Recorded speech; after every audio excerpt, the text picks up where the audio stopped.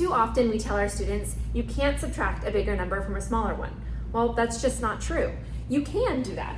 I can have 2 and subtract 7. The result will just be negative. I'll be in, as we would say, debt. You will owe something. So from the very beginning, we want to make sure that the language that we use with our learners is transferable, is durable, and connects.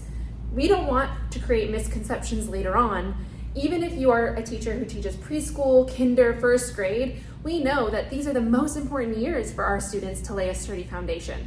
And it is language like this that will help make the difference. The language we use matters. Another example of this is the use of the word plus. Well, if I have 3 plus 5, this word plus, which automatically makes me think of a surplus, which is more, yes, in this case I have more. But as soon as we get to negative numbers, that breaks down. If I have negative 3 plus negative 5, and I'm thinking about plus indicating more, well, in this case, that's not true. I don't have more. I have negative 3 or a debt of 3, and I have negative 5, so I actually have less. I've gone down on the numbered line. I'm deeper in debt. I have more that I owe. I'm more negative. So in this case, the idea of plus really breaks down. This brings up another common thing that we tell students, which is that 2 negatives make a positive, as a way to help kind of memorize this idea of negative 3 times, or as we would say, of negative 5. This here, I know 2 negatives is a positive. That means if I have these 2 negative signs, I can somehow put them together. Again, all of this being related to memorization and really manipulation of symbols. When in this case, 2 negatives do not make a positive. If I have negative 3 and I have negative 5, I have more negative. So being able to see a concept here that is empowered by, that is fueled by really sturdy, strong language that reinforces the concept, reinforces these ideas, and can allow for reasoning rather than creating misconceptions that break down later on anyway. Another one of my favorite language faux pas is just add a 0. So when we have 50, the idea being that, oh, well, if you have 10 times 5, that you're just adding a 0.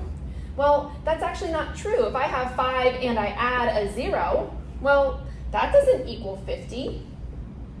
If I add a 0, that 5 plus or and 0 is going to just give me 5.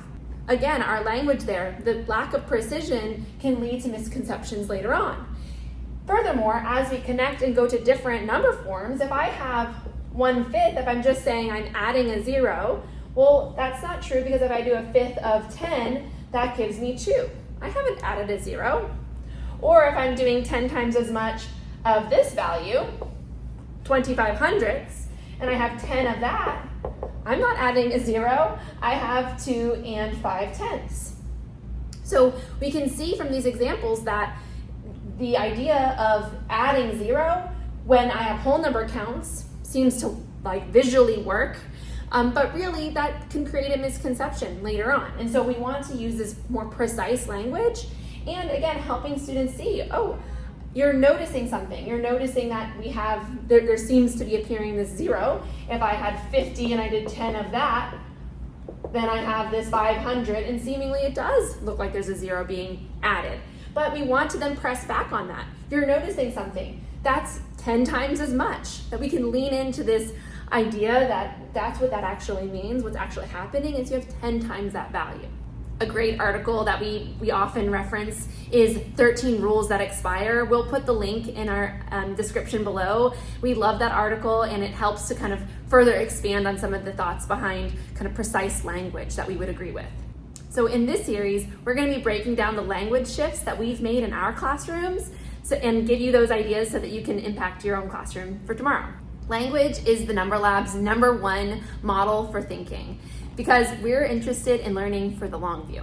So follow along with this series. Let us know if you have any other language faux pas, language misconceptions down in the comments.